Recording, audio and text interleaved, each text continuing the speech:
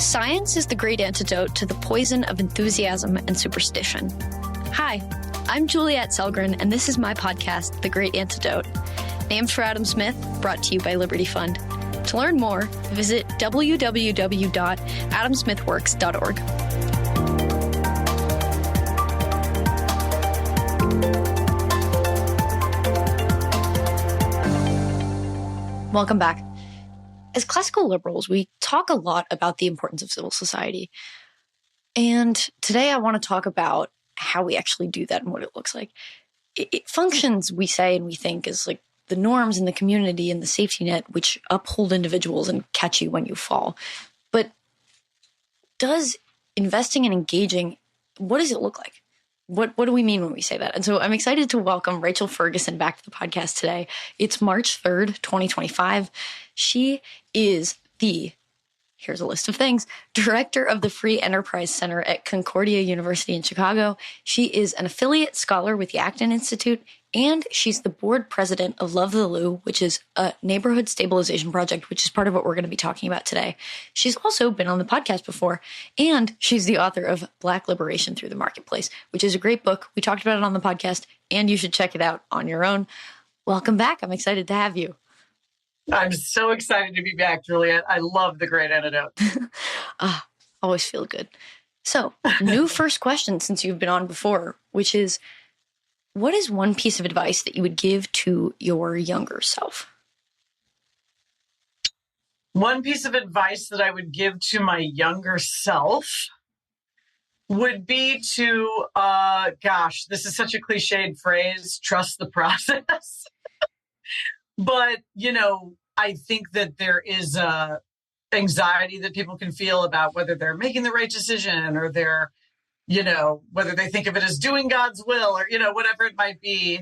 The truth is that I think in life, you just sort of have to do, and then guidance will come, and what happened for me, I changed majors 4 times before I landed on philosophy. But the woman who was my mentor in philosophy was amazing, and she was a perfect fit. She'd written things for Cato. I mean, she was just awesome. And guided me into graduate school. I didn't really know what I was doing, but she guided me through, and I ended up studying under an amazing person. And, just as you go through life, you find the way by trying things and figuring out what works and what doesn't work. And so I guess mostly just to not feel anxious about the quote unquote plan or having everything laid out perfectly, because that's just not really how life works. Things sort of come to you, and the things that resonate with your calling will sort of emerge, and things that don't will go by the wayside. And so, just relax. What you said was great, because I think kind of like a common theme when we're thinking about my generation, like everyone is freaking out. Like everyone's freaking out all the time. I feel like no matter what's happening, people are kind of freaking out. And I don't know if that's just like my generation, but like it seems to be kind of characterized as like, this is the moment, but also our generation is specifically like having a problem with this. Yeah. But the way that you put it was great and kind of different from how I've heard it, where like you need to act. Like without doing something, there's like basically no way forward. Right. And kind of like, obviously, like being okay with like the uncertainty and the anxiety is like part of it. But unless you kind of do something, not just to mitigate it, but just acting in general, like, I don't know, go on a walk or something. Well, it's actually, let me relate it to our shared love of entrepreneurialism and markets, which is, great. You take risks and you understand that failure is probably a part of it. Right. And so like Megan McArdle wrote that great book, something about failing up. The upside of down. Failing to succeed. Yeah. I think that's the upside of down. And it's a really great insight, because something I've been learning is that, when you look at the contrast with an honor shame society, there's such a fear of failure because then you're dishonored. And so there can be such anxiety associated with the idea that, you tried something and ended up not being the thing for you, where we can appreciate being in a society with a different set of virtues, right? Honor and shame are not so much our focus as much as sort of honesty and productivity, right? McCloskey talks about this with the different virtues from the different sort of phases of society. And commercial societies have, I think, that wonderful element where you can feel like, okay, I tried it and it wasn't for me. No big deal, right? Let's move on to the next thing. Or maybe I learned a little bit on the way, or I networked with some great people, right? And so nothing's wasted. Have we lost that, do you think? The really high levels of anxiety are, I think it's a really important topic to discuss, but I think it's more complicated than we might think. I think that a lot is going on. We talk a lot about our phones, and the anxiety we're constantly feeling by looking at everyone's quote unquote perfect life, because they only post those things, right? They don't post the other things. I fell down the stairs yesterday. Ha! Say it again. I fell down the stairs yesterday. You envy that? Right. And then take a selfie of yourself at the bottom of the steps. Probably not, right? Not my cutest moment. I think that's very real, but I also think that there's a lot of other social factors going into it. And this kind of relates to what we're talking about with social capital, and the role of civil society in building social capital. I mean, one of the huge changes that we've experienced is a change in family structure. And so, growing up with smaller families, fewer people to draw upon, less organic ways of joining different groups to have a social life, where before you might have just gone to church, or you might have just, you just had a bunch of cousins or whatever. And now we have to be hyper intentional to make things happen, which is pretty hard. It's a pretty challenging thing. And so there's a lot going on and just shifting in modernity that I think is challenging. And we're seeing anxiety as a kind of symptom of not exactly knowing how to navigate this stuff. I love that, because honestly, I think something that's been kind of complicated is that we want to be really decisive and say we know, but the truth is we know in a lot of realms that we don't, and that we're not going to know. And so saying sure, it's technology and we can focus on that and we can focus on this other thing. We can focus on all the factors or all the symptoms even. The one thing that's never been said is it in part is a civil society issue. And that's kind of important to acknowledge. On the one hand, we don't necessarily know, and we'll never actually fully really know what to do. But saying oh, technology bad, when at the same time we know it's brought so much good. We wouldn't even be able to be talking right now if not for that. Doesn't mean it doesn't have its drawbacks, but exploring other avenues is really important, because odds are we don't have the full explanation, but also blaming technology doesn't seem to have an easy solution. Whereas civil society, I feel a lot of the time is the answer. Maybe that's just me, and maybe that's just us. But I feel that's really nice, because it gives us a different way of thinking about it and looking at it and then acting. I mean, it gives more opportunities to act, and you are doing that. And a lot of people are doing that. Yeah, and just to jump in sort of with a little bit of cultural analysis, I love that we live in a scientific society, and we're so blessed, with all of our advancements. Truly, I'm so grateful for them. But I think it's really important not to become, I call it scientistic as opposed to scientific, right? And what's the difference? Well, when you're scientistic, you sort of treat science like it's always the solution. And I think when it comes to social science, we can often become sort of mechanistic in our view of human life. And so we think that there's always a mechanism that's causing something, or a mechanism that can solve something. When in fact, sometimes the thing that is both causing or solving a problem is an organic thing, right? It's not a mechanistic thing. And so if we talk about something like family structure, for instance, I mean, that's an organic shift, and it may admit of an organic solution. And so we have to sort of get out of this idea that there's some push button solution, or even that the problem itself is sort of monocausal.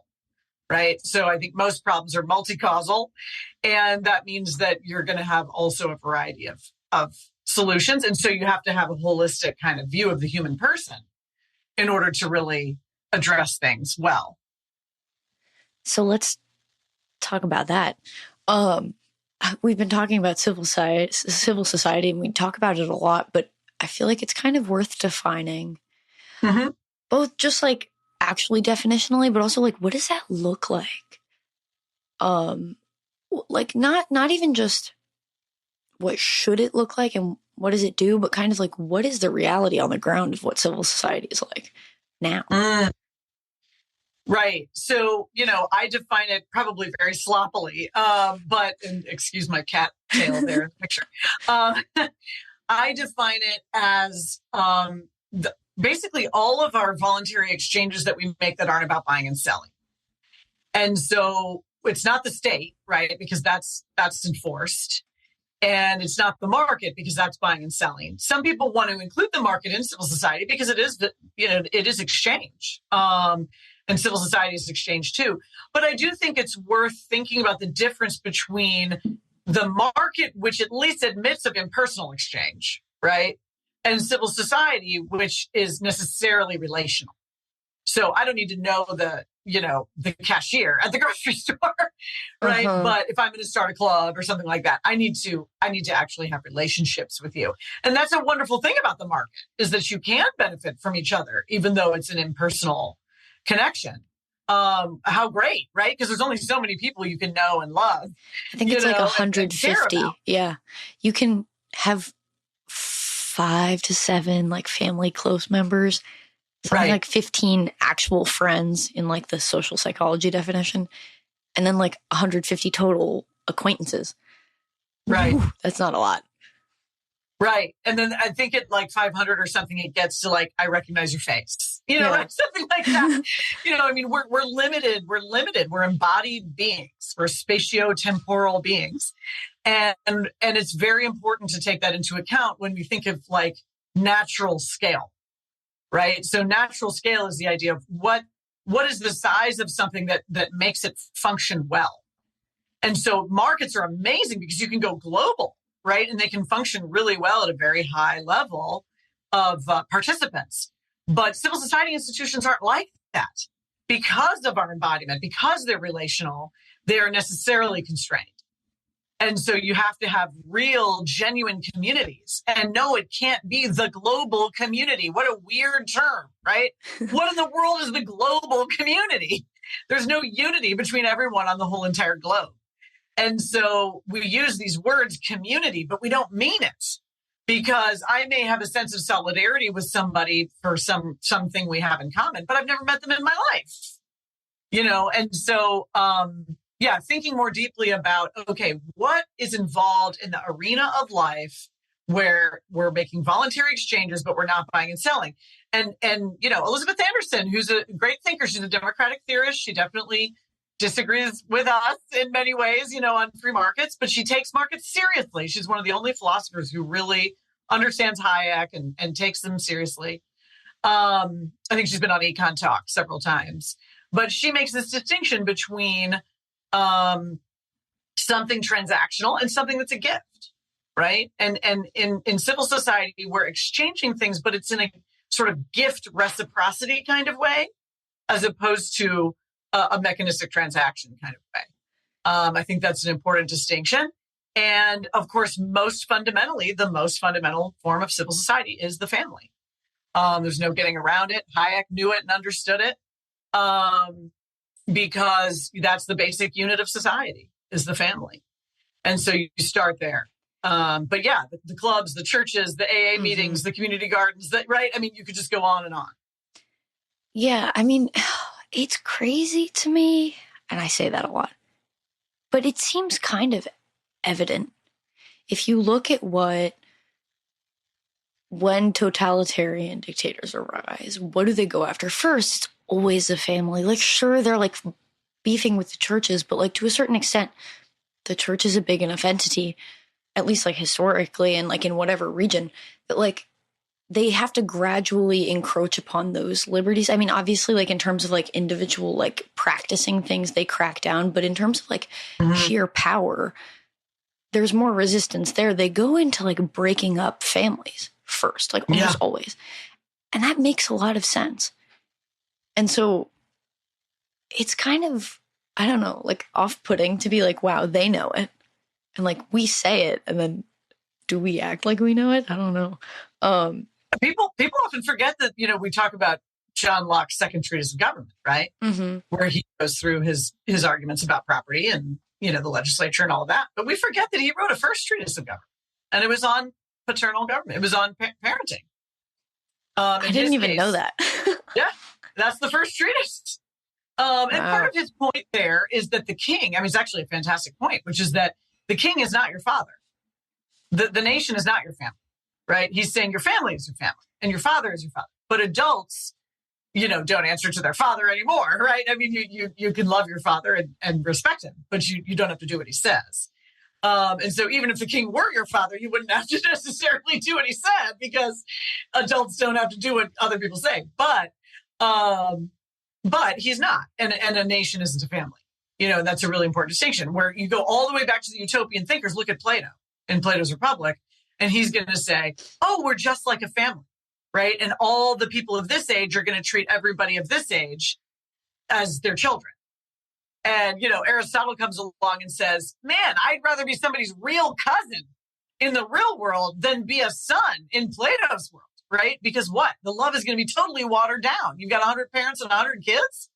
What is that supposed, what sort of fatherhood is that, or sonship is that, Well, and also it seems kind of like naive a little bit, because like inevitably, like you have favorites. Like, the emergence of your preferences and who gets along, the fact that like we're all different in some sort of way, means that like not everyone can get along in the same way, even within a family, even within like a community where you decide everyone's going to be equal in everybody else's eyes. Like, every single person's evaluation of their relationships are going to be different, even if it's like arguably the same relationship.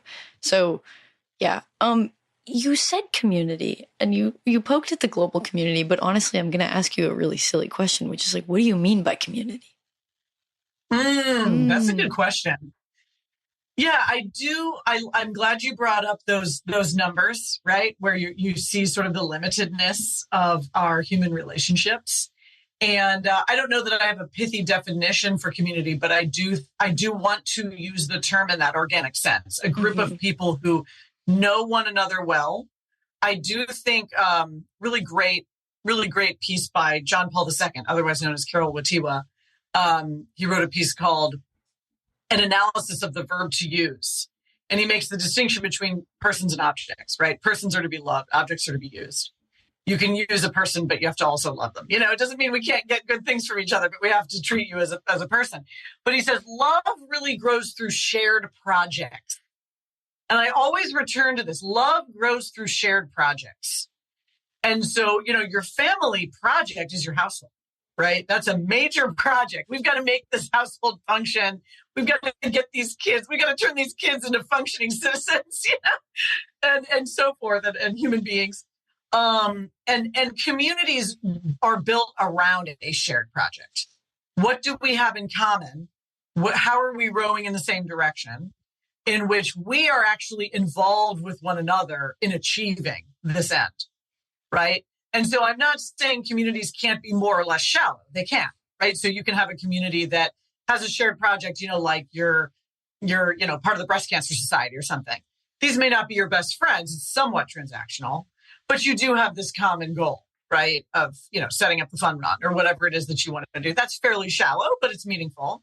Right. And then you can go much deeper when you look at something like a spiritual community, because in a spiritual community, it's more holistic, right? We have a shared project, not just of helping others like the breast cancer group, right? But also of developing a relationship with God ourselves and going deeper in our own spiritual lives. And so because it's a more holistic goal, right, then it's going to create a closeness that's much more holistic as well. And so it's going to be a deeper community than the other. I always think this is kind of funny because obviously, like, I think universities count as communities to a certain extent, like, especially depending, like, if it's fully a commuter school, like, maybe not, right? Like, there are, like, contextual differences. But UVA, like, they're always like, dear UVA community. And I'm like, yes, except I couldn't recognize, like, 75% of if not more. There are, like, 17,000 undergrads. So, like, that is in a way like kind of like goal oriented, but also college is kind of like a holistic thing, not to the same extent that I think like religious organizations are, but it is a community, but it's like kind of a community that is like stretched to a like huge extent, because within that you need actual communities, otherwise it doesn't function. So like, yeah, I was going to say too, the university is a medieval institution. We have to remember this, right? That's why you have faculty governance and, the master's hoods and all of that. It's all left over from, the Cambridge and Oxford, what is it, 900 or something, or 1000, AD, that these institutions are being founded. And so even though they have to run economically, right? So they have to be run like a business to some extent. They really are a community in a very deep historical sense. And you have this connection with even like the alumni, right? You have this connection with the history of this institution. Mm-hmm. But I will say that in practice, your sense of community is certainly going to come from your smaller groups. So for instance, you're an econ grad student. Is that right? I'm an undergrad still. Undergrad? You're still an undergrad. Yeah, that's right. I forget how young you are. So you're an econ undergrad. My guess is that there's a certain sense of togetherness among maybe the study groups or certain faculty and students. Maybe you guys have certain clubs that you're a part of. Yeah. I know at Concordia Chicago, there's a strong sense of solidarity on the sports teams. There's also a strong sense of solidarity among the church work students, et cetera, right? Because they have a lot more in common than just being a member of Concordia University Chicago. And I can tell you, it's a much smaller school, and there is a strong sense of community because of that, where you feel like I really know a lot of people, and I have a sense of, it's a very humane sort of sized campus. You can sort of walk from one end to the other in just a few minutes, and it definitely makes a difference. So I think one thing that our mechanistic or our scientific mindset can fail to take into account is this concept of natural scale. And I always use the example of the Alton Giant. So I live in St. Louis, and right across the river in Alton, Illinois, was the tallest man who ever lived on record. I'm trying to remember his name. It was Robert something. How tall was but anyway, Robert something? He was like 8'11". What? Yeah. He was so tall. He was like twice the size of his own father. I mean, he was just absolutely gargantuan. And he had to wear braces on his legs because at that height, his body, even though he was proportional, his body was sort of getting crushed under his weight. He wasn't a heavy guy; he was a skinny guy. But it proportionality wasn't the issue, right? He wasn't the right size for a human being, and so it was putting so much stress on his legs that he had to wear braces all the time on his legs in order to like sort of shore up his bones. Right. And then eventually, sadly, this was in the early 20th century. And so the braces ended up scraping against his skin, causing an infection, and he died. But you can think of lots of cases where something becomes dysfunctional when it goes out of scale. Mm-hmm. Right. And so I can say the UVA community, but the truth is, if I really want a sense of community, I need to join a club, have a sport, be a part, spend time with my professors, right? Start to actually participate in a much smaller sense of community. Yeah. Wait. Okay. So then I want to ask another kind of like not annoying, but like weirdly conceptual, vague question. What is then the relationship between communities and institutions?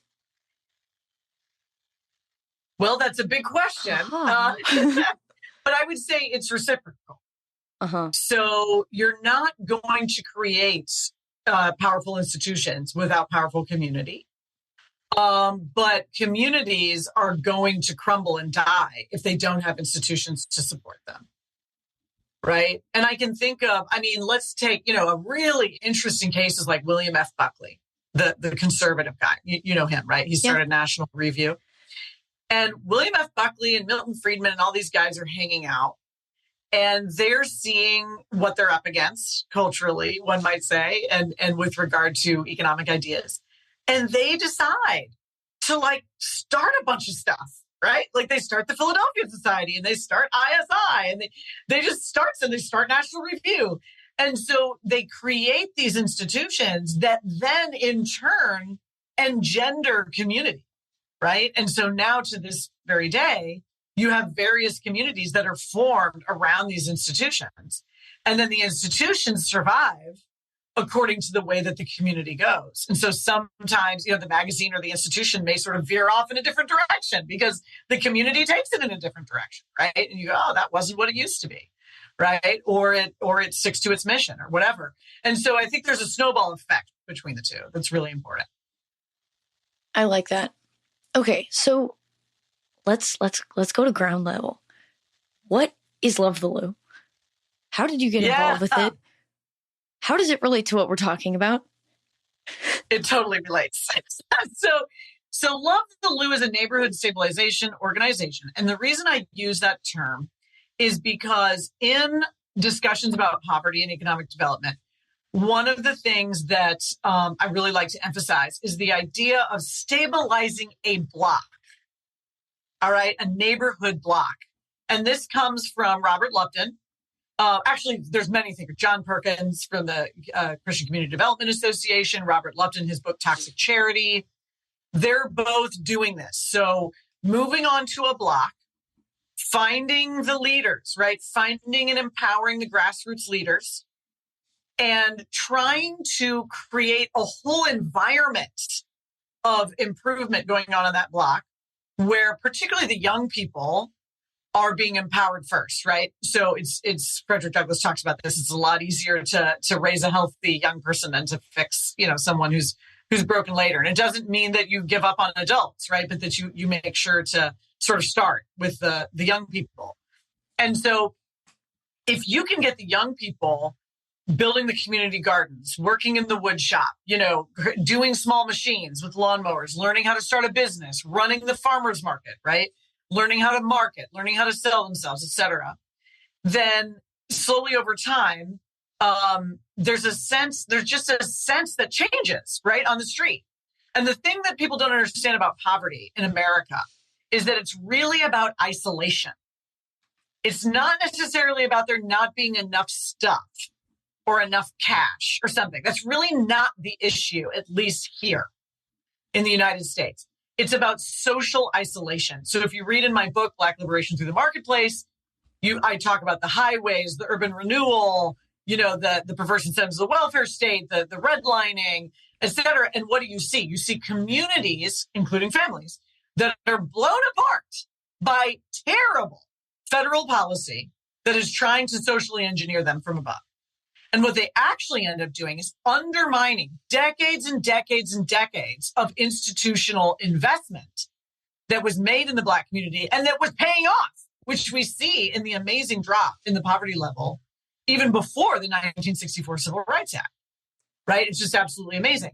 And so all of that to say, when we think about social isolation, we realize that a kid living on an inner city block often really can't even go one neighborhood over because that's a different gang territory. They may not be safe there, right? So what does that mean? That means you can't even cross through that neighborhood perhaps to get to a job, right? Or get to somewhere else. And so you end up having such a constrained little world of this 4 to 6 block area that is your whole life. And you and I, who are middle income people, are thinking, oh my gosh, there's a school over there. There's an opportunity over there. There's people who want to pay for your college. And to that kid, you might as well be talking about Afghanistan. It just is so far away. And so if you're going to stabilize the block, once again, taking that embodiment into account, come on to the block. Because when that kid is walking down the street and sees the community gardens and he goes, what's going on here? And you go, hey, you want to make some money? You can be in charge of the cucumbers, right? Then the kid's like, oh, well, I could actually do this. It's right here. It's right here where I am. Right. And then when you've got a church coming in to rehab an old house, and who does the old house go to? It goes to one of the indigenous leaders who already lives on the street. Right. And so what's the idea? People are being empowered. People are gaining assets. People are gaining employment skills. And it's all happening on the same block. And then you get network effects. So one kid wants to get a driver's license. Now everybody wants to get a driver's license, right?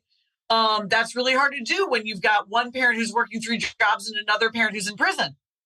But if you have a neighborhood stabilization effort, then you have people who are in a very holistic and relational long-term way investing in people's lives, such that you can teach a few kids how to drive a car, right? And get them up there to, to get their license and figure out how to pay for insurance and that kind of stuff, And so it's really contending with the fact, once again, that there isn't probably a mechanistic solution to this social isolation. In fact, it was our mechanistic mindset, capital P progressive central planning mindset, that got us into this in the first place. And my line that I always use here is that the state can create problems that the state cannot solve. Right. And it really goes back to the conservative insight that institutions are very hard to build and they're very easy to tear down. And so if you want to blow up a neighborhood by driving a highway right through the middle of it, right, and scatter everybody to the four winds, including the black church and the black school and the fraternal society, right, and all of the social capital that had been built there, now everybody's scattered and isolated again in the second ghetto. And so what do you have to do? You have to go back to the solution that was working in the first place, which is the rebuilding of social capital. But you have to do that in a way that is not, you don't become the central planner, right? So you come in and you are empowering the people with the local knowledge. It's very Hayekian in this sense, right? Who has the local knowledge? The neighbors themselves. And guess what else they have? Credibility. Because they're from the neighborhood. Do you have credibility? No. You're an outsider and I don't trust you for 1 minute, right? And so you can, over time, build trust in a neighborhood, but the real goal is to hand everything over to the neighbors themselves because they have the solution for their neighborhood, not you, but you have the networks. You're not socially isolated. That's the difference, right? And so you can bring in networks in terms of capitalization, employment, and other issues like that and empower the indigenous leaders to really make the difference. I love it. I love every minute of that. It's amazing. Everyone's invited to Love the Louvre for a tour if you're ever close. I would love to come like over the summer. Absolutely. Okay. I'm there. We'll figure it out later. So when we were talking about this on the podcast, you referred to it as true charity. And I think something I've been having a lot of conversations with people about recently is that like, oh, well, you can't do X or Y. It's not charitable. Like, why would you take that away government wise or this or that or something else? And kind of this idea of like, you have resources. Why don't you give them? Mm-hmm. Or like, why are you upset about taxes? Because like you have money and someone else doesn't. And like, true. And like there is kind of like this like libertarian argument of like, I know where I want to put my money. And like, if I want to give it, great. If I don't, great, whatever. But, and what you were just saying about where the solution to the problem comes from and kind of keeping it local. How do you distinguish and like, how do you kind of like, what does true charity mean versus like government giving? Like, obviously, like there's the central planner aspect, but like money is money, ?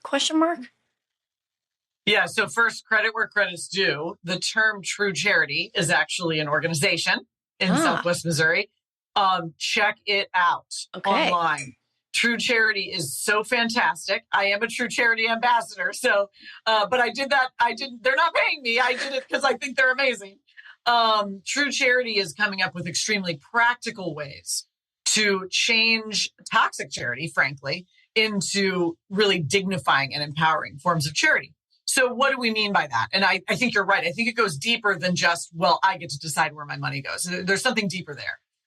And we know that because private charity can be just as toxic as government support, right? Let's look at ourselves for a minute. Just because it's voluntary doesn't mean we're doing a good job. It's like, don't just love the poor with your hearts, love them with your minds too. Like think it through. And so what they do is they appeal to the work of Marvin Olasky. Are you familiar with him? He wrote the book, The Tragedy of American Compassion. I have not read the book, but I've heard the name. It's truly worth reading. It just came out with its 30th anniversary edition. And Marvin Olasky is now the news and global editor at Christianity Today. He's a real genuine journalist. You know, he goes and literally like sleeps in homeless shelters and figures out what's really going on, you know, with various models and interviews people and all of that. And what Olasky does is he goes back and he looks at the way that charity was historically done, and he compares it with how he believes it went wrong. And what he finds, he calls the 7 marks of compassion, the 7 marks of compassion. And they're just A through G, which makes it easy to remember. A, B, C, D, E, F, G. So A is affiliation.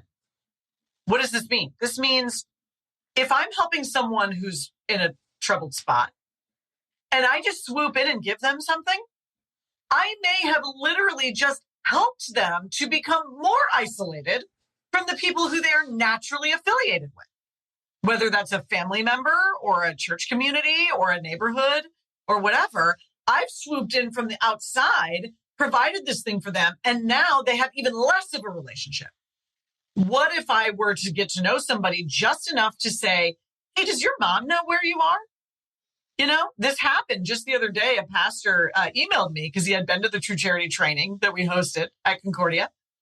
And he said, oh my gosh, Rachel, he said, a woman walked into the Friday night youth meeting asking for bus money, young woman, clearly troubled. And he was going into his pocket, you know, to hand her the bus money. And then he stopped himself because he had been at the training. And he goes, hey, what's going on with your family? And she goes, well, you know, I'm too ashamed to call my mom. And he says, can we just call her right now? Right? Did they? So they call her mom. And of course, her mom is like, oh, thank you so much. I didn't know where she was. Okay. And so her mom comes and picks her up. Now, if he had given her the bus money, she'd probably just be in the same exact position tomorrow that she was in today, right? I mean, she would have gotten to where she needed to go that night, but there's nothing transformative. But by reconnecting her with her family, there's at least the possibility of something much deeper happening with her. So I think one of the things we have to think about is the way not just the state, but we in our own private efforts end up undermining organic community through the way that we help others. And then I'll go through the others real fast. B is for bonding. So that's getting to know people well enough that you can know, for instance, maybe they really have burnt all their bridges, you know, with their affiliations, but they do have a hard skill. And with a little help, you could get them a job, right? Or something like that. But you're never going to know that if they're just walking through the soup kitchen line because you don't even know their name, right? So you have to get to know people. C is categorization.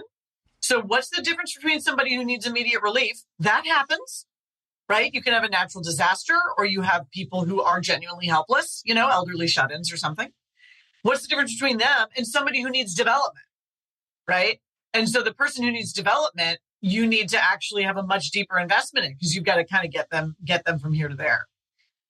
E is for employment or exchange. So you're always looking for ways to treat a person as though they have something to offer. Okay, so if I just hand you something, I've told you that you're helpless. Now, it could be that you're not particularly helpless. You're in a tough spot, but that doesn't mean you're helpless. In the old days, and Olasky goes over this history, if there was, for instance, a guy who came to get food, who was a person who was perfectly able, they would go send him to chop firewood for the widow, the elderly widow. And then once he'd done that, he had earned his meal, right? So then he could come back and get the hot meal. But no, I'm not just going to hand you a hot meal when you're a perfectly capable person. I'm going to treat you like someone who's able to purchase it. Even if you don't have money, you can purchase it with your labor. And so what we have to remember is that work is part of what it is to be human. I mean, I know we always think of work as like, oh, work is a 4-letter word, you know, right? Just want to relax. But the truth is, nobody who's unemployed for a really long period of time feels good. That's actually one of the most depressing situations to be in. And so instead, what we want to do is honor the dignity of people and their ability to contribute. And what you find is that is inspiring to them, right? To, hey, maybe I can do more. Maybe I can get going on my own. And then he goes on to talk about the importance of freedom, which of course we appreciate. And then G is for God, because many of these charitable communities are are religious and they are spiritual in nature, and they are inspired by the idea that people are made in the image of God and that we need to do everything we can to help them to flourish. I'm loving every minute of this. It's the last thing you said, I think is really important, because it's the seed from which the other ones kind of develop. Without that, like, how do you have an image that you're moving towards? How do you kind of realize that? And I think that's really important. I think that's also kind of part of the problem. Like, how do you believe in people if you don't kind of see their potential and like where that comes from, like where the value comes from? And so, like, I also think that if we're too fatalistic about human beings, we can believe that, if they didn't get the right things in childhood, I mean, Aristotle believed this, right? If they didn't get the right things in childhood, they're kind of a hopeless case, and what we found through things like, drug recovery and, those sorts of programs is miracles can happen. I mean, human beings can really be transformed and back into who they were truly meant to be, before the wound, before the trauma, before, whatever it might be. And so I do think that spiritual perspective is really important because it gives you hope all the time. And I think if we were to be without it, we could kind of justify saying, you know what, just let them go, right? You're never going to solve it. And I hate to say this, I'm going to burst a couple people's bubbles, but some of our great heroes were atheists, and they were hopeless in this regard. Before he died, I had a long lunch with Walter Williams, and we argued about this over lunch. And he's like, just give up. I mean, he had kind of a hopeless attitude towards these inner city communities, because it's true that family structure had crumbled, and it's true that there were high levels of crime, and it's true that the education system wasn't working. And so he was thinking, you idealistic weirdos, just let it go. And we kind of sparred, the whole time. But I have Lucas, who's the founder of Love the Loose, sitting right next to me. And Lucas is like, William, we're doing it. We're doing it. Come down to Enright Boulevard and meet our youth. They're going to school and getting jobs when their older brothers and cousins went to jail and got murdered in the streets. Like, they've got a completely different life ahead of them. Is every problem of theirs solved? Of course not. But it's a totally different trajectory. And in a generation or two, that whole block could be a completely different kind of place. And hopefully the blocks around it, because there's a natural spread, right, of these ideas as you begin to see a spark of hope. But it does take a certain kind of delusional optimism, to get started. And that really comes from our faith. Yeah. I also love the idea that it's like by block, right? It's a margin. Love the idea of a margin. There you go. I mean, marginal, yeah. There's a reason why we think that matters, because at the end of the day, it always does. So that I really love. What I was going to kind of ask to begin to wrap up here, you kind of led me right into it, but like, it's just a vegetable garden. Like, there are definitely people who, even if they want to believe, right, even if they're not like atheists or cynics or anything, like, it's just a vegetable garden. What can it do?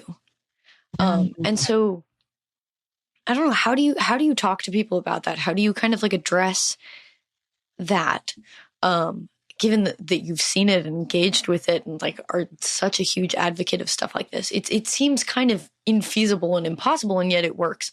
So how do you talk about that? Yeah, I actually think you're addressing a really important challenge, which is that civil society is not as easy to talk about as the market or the state.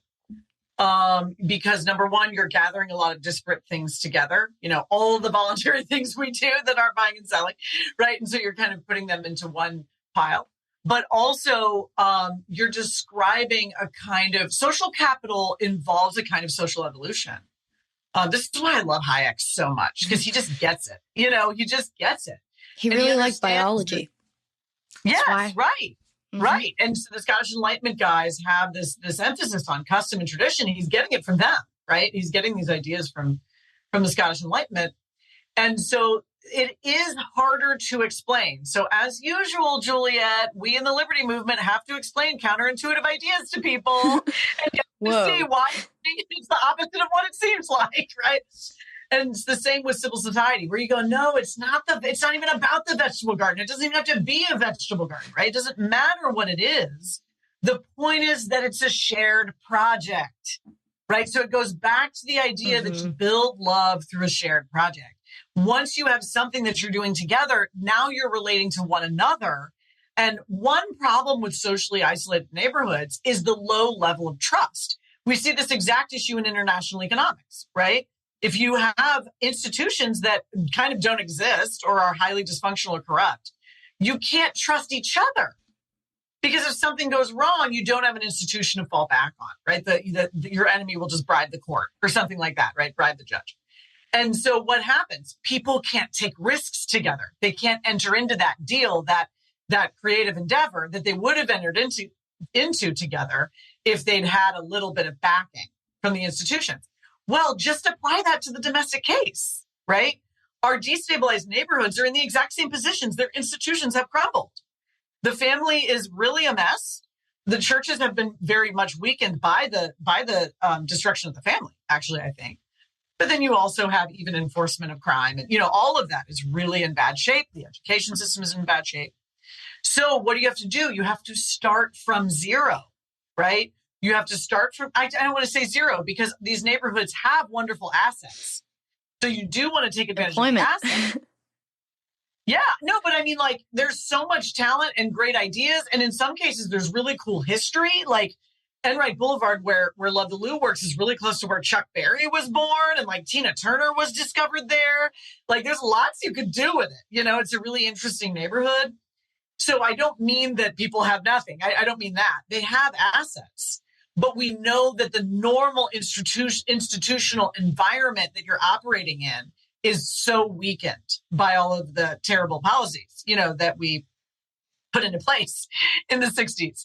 And so all of that to say that that community garden is really about rebuilding the trust, right? And that can take, Robert Lupton says it takes 8 to 10 years to stabilize a block. And that is being totally dedicated to that project, for 8 to 10 years. 6 of those years approximately will be spent just proving that you're trustworthy, right? And what does that mean? That means your van gets stolen and then you don't leave. And then your van gets stolen again and you still don't leave, right?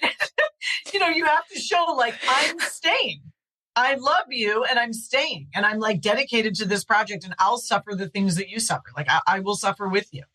And when somebody gets murdered on the corner at 3 a.m., you can come and I will pray with you. Let me tell you, the employment office run by the United States government cannot pray with you at 3 a.m. in the morning when somebody got murdered on the corner. That's not the kind of love that you can get, but that is what you need, right? And so building up that sense of I have some place to go, we have one another, right? And we can actually do things and accomplish things together. That's really what it's about. But it is hard to explain, right? Because it's an organic process. It's not a mechanistic process. And that's what makes it hard for people to get through their heads.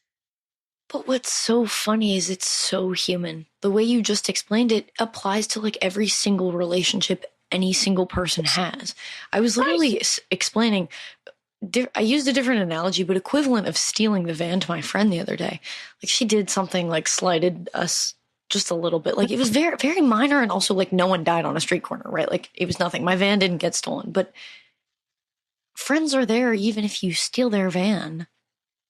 And hopefully you're working towards maybe next time I'll just steal your hairbrush and give it back. And hopefully someday I'll never steal your van. But yeah, friendship and trust and community actually seems really to be working towards not just individual improvement, but group improvement in this way. Right. And acknowledging that you're going to fall down. You're going to steal a van because sometimes you just do. Or if that's something you've always done, part of learning not to do that is doing it and then realizing, maybe not. But it still happens. Our defenses fall, stuff, And so it really humanizes this problem in a way that I don't think other conversations about this and other narratives surrounding this sort of stuff does. So thank you. And let me just add one thing, of course. which is on the stealing the van thing. I also don't want to give people the impression that, you sort of have to have no boundaries at all, right? And so I'm not saying that the indigenous leaders stole the van. Somebody stole the van, right? But the point is that Lucas stayed, right? He didn't move his family away just because his van got stolen a couple of times by somebody. But I will tell you this, they did kick the drug dealers out. They did. I mean, it was Miss Sharon, the volunteers came down, and Miss Sharon said, tear that porch off of that house, because that's where the drug dealers hang out. Tear it down, like get rid of it. They took steps to make it an unwelcome place for the people who were going to undermine the growth that was occurring. Does that mean we don't care about those people? No. It means that those people weren't ready to be a part of the shared project. So there's some amount of discernment that it takes to say, okay, we can move forward with these more stable community members. Lots of grace for people to mess up. There may be people who really just aren't on board. They need to go. And that doesn't mean we're not ready to welcome them with open arms. The minute they have they hit the wall, right? And they decide they want to live a different way. Hey, come on in. But I want to make it clear. Sometimes you do have to leave people behind. It's not so idealistic. And I'll just tell quickly this story where Bob Lupton came and spoke. I invited him to come and speak in St. Louis.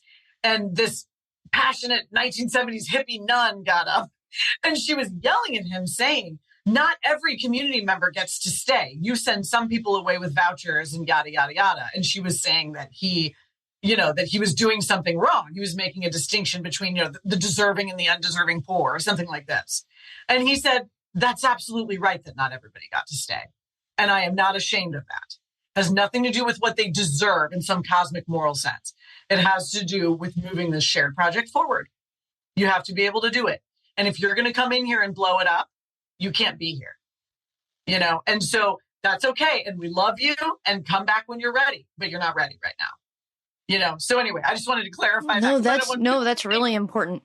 I mean, like, lay down, someone who maybe runs over your dog and doesn't apologize probably doesn't really need, they should feel bad, there is a boundary. But I love it.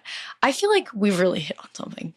It might just be me, but I've enjoyed this so much. I have one last question for you, but thank you so much for sharing this and for talking to me about this. I've enjoyed it. I know my listeners will as well. So here's my last question. Okay. What is one thing that you are currently working on to improve yourself or your skills? Oh, wow. What a great question. I am a spiritual formation nerd. My favorite author is Dallas Willard, who sort of repopularized the spiritual disciplines. And so silence, solitude, silent retreats, that sort of thing. But one of the ones that I never got into was fasting. It just wasn't something that anybody in my community was doing and so forth. Well, I've learned so much more about it, and not only the spiritual benefits, but the health benefits, and understanding how fasting shows us that the physical realm isn't the only reality, right? There's power to be drawn upon beyond that realm. So anyway, I am working on that. So I'm learning to fast. I've done a couple of 1 days, and then I did a 3-day recently. And of course, Lent is coming up. And so I'll be doing some fasting then. I'll be fasting from social media for Lent. And so, I think that it's really profound to just sort of clear your mind completely with a long-term fast and kind of be able to hear the still small voice. I'll put it that way.